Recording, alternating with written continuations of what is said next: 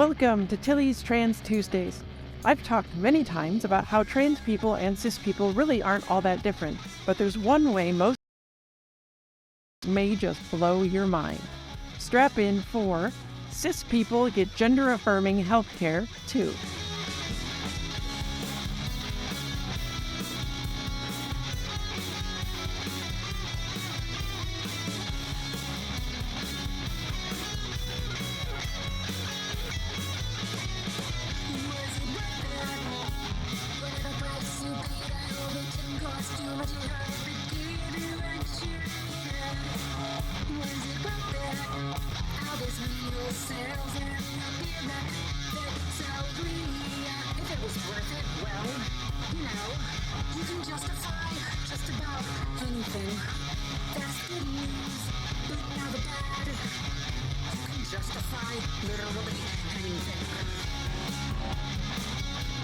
Hi, I'm Tilly Bridges, your host, and I'm joined by my writing partner, my best friend, my wife, our token cis representation, the cure for all the non-medical things that ail me, Susan Bridges.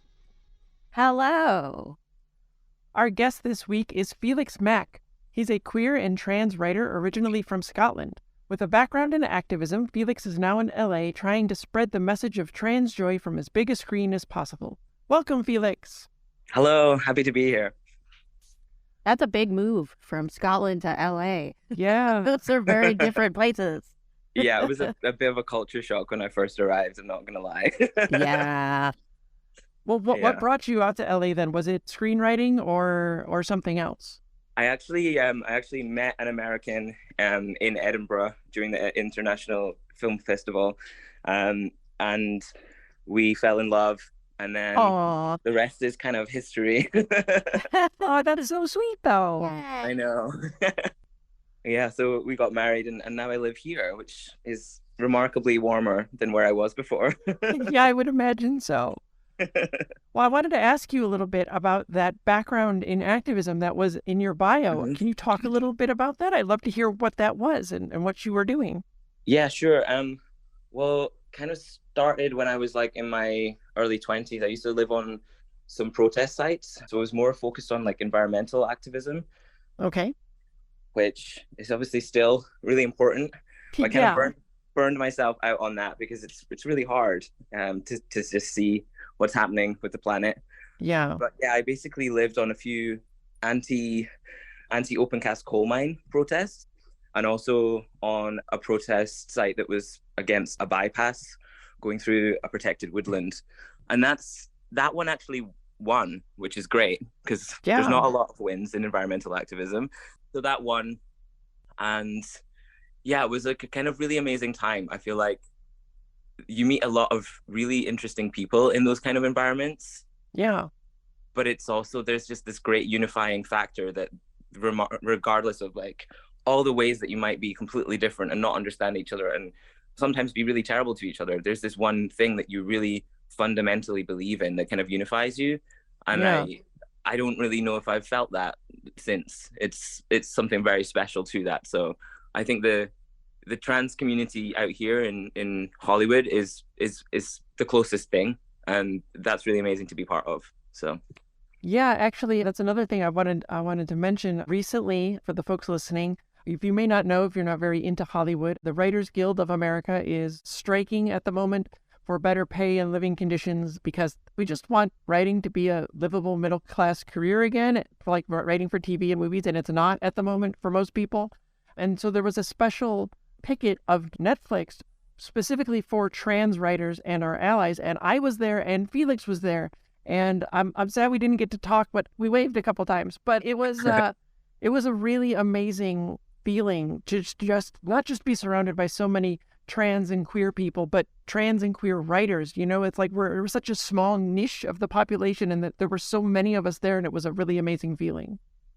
Yeah, and I think it's like part of the reason why we didn't even manage to talk was because the sheer number of us. Right, there were so many. I was so surprised.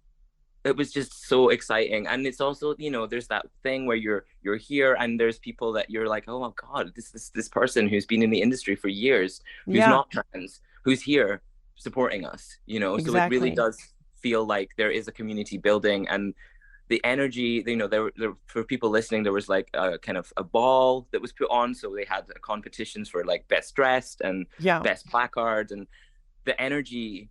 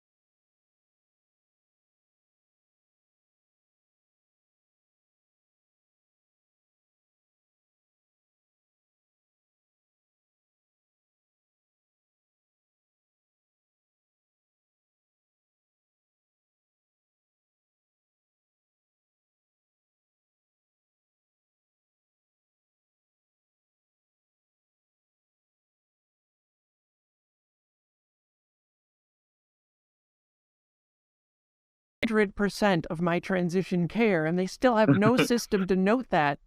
Exactly. So it's, I had to yell at them because they just Multiple flip times. you in the system Right. to a woman. Yeah. and then It's a mess. yeah.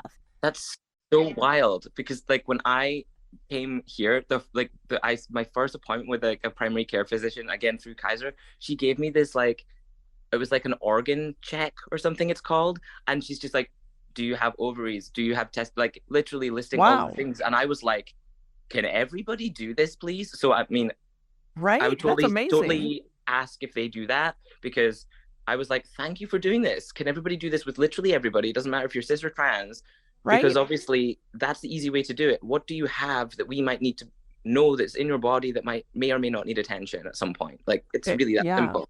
I have definitely heard like stories from other women who maybe, you know, not in Kaiser, but other things that like, they're like, I had a hysterectomy and they forced me to take a pregnancy test before I went on this medication because they force all women to get a pregnancy test, and I couldn't do anything about it. I saw a trans woman say that same thing, that she was forced to take a pregnancy test. Yes. And it's like, because there's no way to put in the system, I guess, that you don't, it just, oh my. Okay. We could go on about this today, but we have a topic to get to. Right, we're kind of off topic. Yeah, but before we get there, Felix, where can people find you online if they would like to look you up after listening to this episode? Oh, sure. Yeah, I'm mostly on Instagram. I'm pretty active there, and it's just Felix Mack Writes. So yeah, come and find me. I like memes. Don't we all? One of the good parts of the internet. it is right? the good parts of the internet. Yeah. Okay. Sure. So there are lots of these Trans Tuesdays where I point out time and again that trans people are not really that different from cis people. We can be right, we can be wrong, we can be amazing and terrible because we're human beings.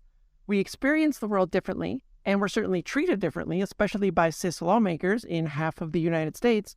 But we have plenty in common with cis people. And remember, cis isn't a bad word, and if you think it is, you've been listening to very bad people. Okay. That's like your motto, okay? Well, you can most easily see this play out in the Trans Tuesdays I've done examining trans allegories in media. There is, of course, first and foremost, my Trans Tuesday deep dives into the entire Matrix franchise, which will not only help trans people feel seen and understood, and help cis people learn how important true allyship is, but will show you how trans stories are human stories. And I would, of course, be remiss if I did not take a moment to again remind you that those threads got me a book deal, and they've been revised and expanded, and you can pre-order it in hardcover, paperback, and EPUB formats from all bookstores now.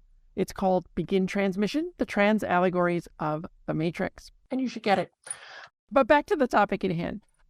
If you're waiting for the book, or if you don't have time for 60,000 words right now, you can see the Trans Tuesday on the trans allegory of The Little Mermaid's Part of Your World for a more brief example of how human trans stories can be. But you can also see it in the Trans Tuesday on the trans allegory of The Twilight Zone's Nervous Man in a $4 Room, and in the trans allegory of Real Genius, which was a 4-part Trans Tuesday series. Felix, I wanted to take a second to ask you, has there been specific media that has spoken to you on a deep trans level, even if maybe it wasn't intended that way? You know, I feel like for me, there's a very distinct lack of representation for queer, gay, trans men. You're absolutely right. Yeah. So that's been really lacking for me. I cannot remember the name of this film. This is terrible, but there was one German film that specifically explored that I saw very early on and was like, this is the thing. This is it. I will find out what that is and get back to you. But other than that, in terms of like actual mainstream media, this is going to be so embarrassing, but have you ever seen She's the Man? I have not, no. Okay. It's Amanda Bynes, like no, it's not like a body swap, but she basically like pretends to be a guy, like in her college. And right. I just remember watching this with another trans guy like maybe 5 years ago, and we were like, this is the best thing ever. Like, it's completely not for us. It's not intended for us at all. Yep. But it's great. You know, it's not, I'm gonna hope this doesn't bite me, but I did not find it offensive at the time. Like, I mean, I love Amanda Bynes. Like, I just felt like it was really poking fun at the gender binary in a way which was really amusing to me as a trans person, but also it was like, oh, okay, this is, but like, you know, kind of body swap or gender swap movies never kind of go in this direction. It's often haha, here's a man dressing as a woman because we think that's really hilarious, blah blah. Exactly. And it just wasn't really that. Like there was some kind of a few jokes about like what it's like to be a woman, but like it was really just making fun of the differences between these, you know, the so-called two sexes basically. And I just thought it was hilarious. So yeah, definitely worth checking out. Excellent. We will have to put that on our list. But what we're talking about today isn't fiction. It's not a story. It wasn't anything written or created by anyone. I just want you to have that context because in a broad sense, they're absolutely connected. All those examinations of how stories, intentionally or otherwise, speak to the trans experience show you how very much cis people can identify with a lot of what we go through, even if some of the specifics are different. So when you think about medicine or surgical procedures trans people may get to help confirm their gender, what I want you to understand is that cis people not only get so many of the same or similar procedures, but they get them for the exact same reason. So let's start with hormone replacement therapy. If you need a refresher on the basics of that, there is of course a Trans Tuesday on the topic. For trans women, HRT usually involves introducing estrogen and often also progesterone into the body and suppressing testosterone. I've also mentioned this multiple times before, but here it is again. The estrogen and progesterone that trans women take was developed for post-menopausal cis women. As cis women age, especially after menopause, their bodies make less of those hormones, so they're often introduced. And why is that done? As I've talked about before, estrogen and testosterone fight each other in the body. When a cis woman's estrogen drops, her testosterone will rise. What are some of the common symptoms of menopause? Hot flashes, hair loss, facial hair growth, things associated with testosterone and caused by their T levels rising because their E levels dropped. And actually, that's not menopause. That's for perimenopause. Oh, is it? Yeah.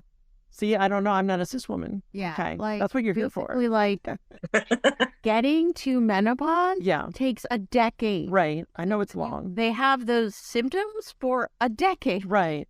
And then menopause is just when you stop. Okay. No more. Right. It's done. No more periods. Right. I know that. For a year. Right.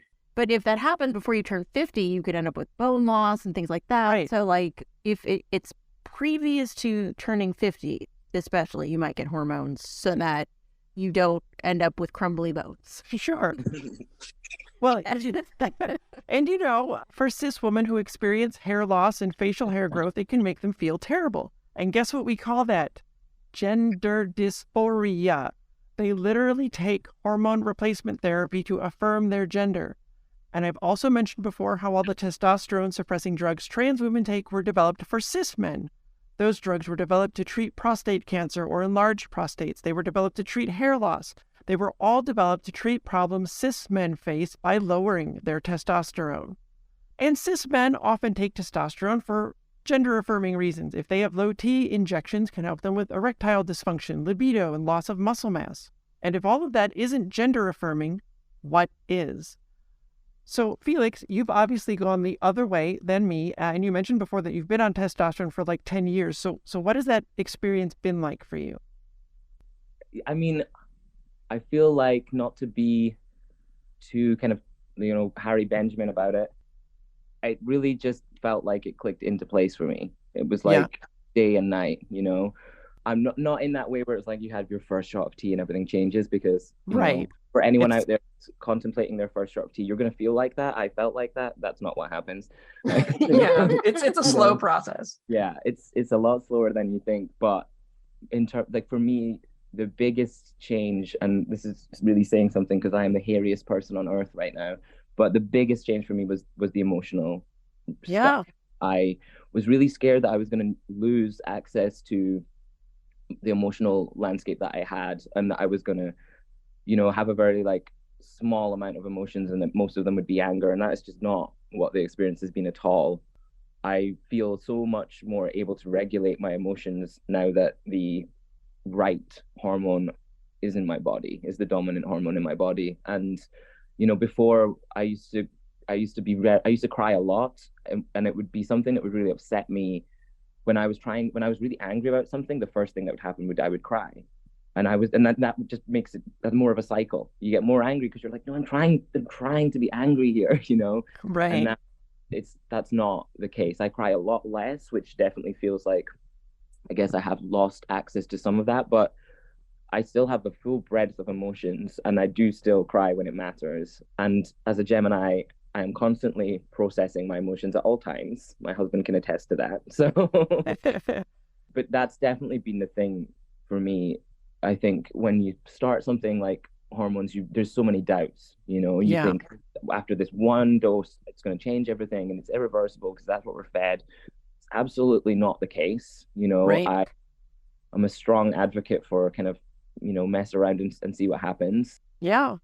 And also as well, just to go on what you were saying about these treatments that like cis people have that we have. A friend of mine who works in harm reduction over in Scotland, where I'm from, and he was talking about how his clinic has become full of trans people in the last few years. And, it's like we're having to access like these kind of black market hormones a lot of the time, steroids in the case of trans men that bodybuilders are using. When I was starting out and I was self-medicating, I was using the literal same forums as cis men were using to access for bodybuilding. It was the same stuff, Yep. and trying to get my levels regulated, trying to get seen by an endocrinologist when I was not under like an actual prescription for that was really hard. And I think that's something that persists to this day. Yeah. And so, yeah, it makes no sense to me because I've spoken to multiple healthcare professionals who are always like, oh yeah, I remember when, there was like a shortage of testosterone and all the trans men and all the bodybuilders were trying to find together. And it's just it's the same stuff, just as you say, it's the same stuff, Yeah. Yeah. It's really interesting what you said about the emotional stuff, because that was something I didn't really expect with hormone replacement therapy, but it definitely happened. And like recently, I've been adjusting my hormones with my endocrinologist a little bit, and it caused my testosterone to go up, which I didn't want because it was like making my body hair grow faster, which gives me dysphoria, which is not great. But the worst part was it made my brain feel wrong. It didn't feel like me anymore, and I didn't expect that, and that was the most upsetting part about it. So it's really amazing how much better you just feel mentally when you're on the hormones you need to be on. That's the thing. And I think this is the thing that people that, a lot of these point scoring legislators are never going to understand. They don't understand this because they are either extremely insecure or they're so secure in their genders that they don't understand what it could possibly feel like to be on the other side of that.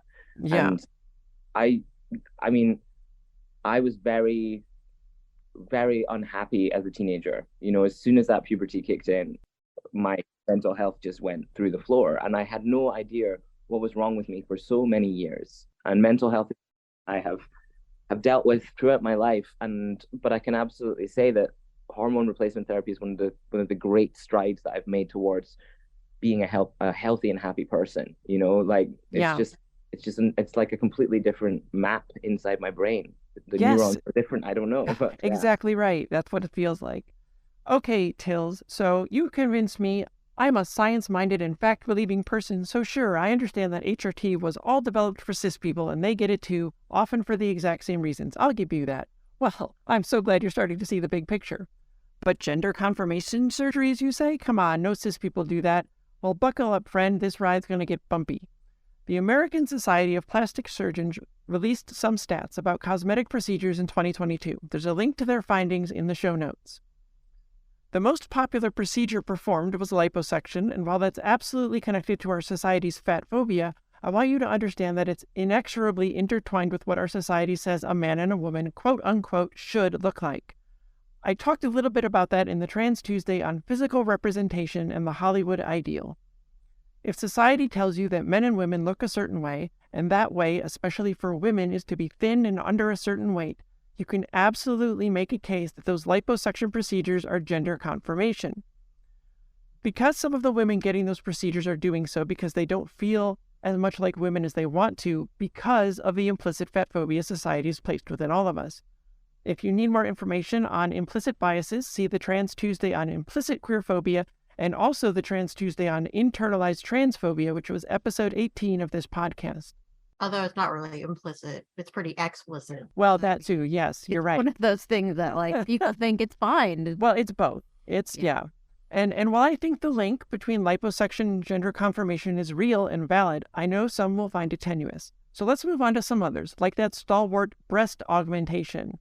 Why do you think cis women want to increase their breast size? It is to confirm their gender, my friends.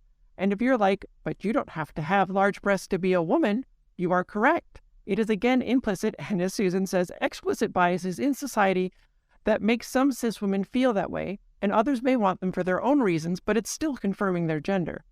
And if you can see how society pressures women to have larger breasts due to that Hollywood ideal, and getting a breast augmentation moves them closer to that ideal and thus makes them feel more like what society says a woman is, then you can see how a lot of people, men and women alike, are getting liposuction for the exact same reason. Do you see? It is all gender confirmation. Look at some of the other big ones. Facelifts make you look younger, thus closer to the ideal, thus more like the way society says your gender should look. Tummy tucks, see liposuction. Breast lifts, nose jobs, butt lifts, lip fillers. Why do many cis women who've had mastectomies get breast augmentation? The same reason. These procedures are all about confirming to yourself, to the world, often both, that you are the gender you know yourself to be. And a lot of times if a woman gets a mastectomy, then insurance just plain old covers it. Right, exactly, as it's a thing they need. Or they're just like, we're going to do the mastectomy and then put a fake boob right in there for you. Yeah, exactly. Same time. And Problem. it's not just women. Gynecomastia procedures are increasing. Do you know what that is? It's a reduction in breast tissue that cis men are getting. Why on earth would cis men want that? Is it to confirm their gender? There's a link to an article all about the rise in cis men getting gynecomastia in the show notes as well. And if you think maybe these procedures are quote-unquote less extreme than some of what trans people go through, I'm going to tell you that cis men are getting surgical leg lengthening procedures to make them taller. Again, article link in the show notes. And once you understand what's involved in such a procedure, you will see it's, well, some might say extreme, but these cis men want to be taller. Why? Because our ideal, quote-unquote ideal, says men are tall and women are not, and being taller confirms their gender. I mean, I want to be taller because I can't reach stuff. But not I'm that gonna way. do that. Yeah. So Felix, have you felt pressure to be taller, or like the height is somehow related to being quote-unquote more of a man or anything like that? Really funny. So the first time I ever came to North America, was when I went to Canada to have my top surgery. Okay. And I was like, wow, guys are tall here. Like, what is going on in the water in North America? Like, why are you all so tall? I was like, I understand why basketball is played here so intensely, not in Scotland. Are Scottish men generally shorter? I guess so. Like, it's not that like across the board. I've definitely met. Yeah. I was in a class with someone who basically was like a giant overnight in high school, but I never felt as short as I did coming over at that time. And I think that like I personally have never had height dysphoria. I think at that time I was like, I felt more like, okay, I'm gonna get thrown at this restroom. I was very early on, and that was my main worry. But I think also having been around Europe, knowing, like people from Spain, specifically places like that, there's a lot of shorter men. And, short men are very hot as well, which is great. I'm like, okay, well, I'm back to that. So, I mean, all opportunities for me. But I've never really felt that. But I know that speaking especially to straight trans men, it's a huge problem. Because, and I know this from knowing a lot of straight women as well. It's like they're obsessed with like, my man has to be taller than me. Why? Yeah. What are you? Why talking? Exactly? It's weird. And so many trans men I know really struggle with that. They're like, oh yeah, like I'm constantly having these women being like, oh, you need to be 6 this, you need to be that, and it's like, I don't know what you think that equates to. But whatever you think that equates to, that's not real. It's not rooted in reality. It's this weird caveman idea of men as the protector and women as this little waif who needs to be carried from a tree or whatever. And it's like, why are we buying into that? Like, some of the strongest feminists will buy into that, and you're like, what are you watching?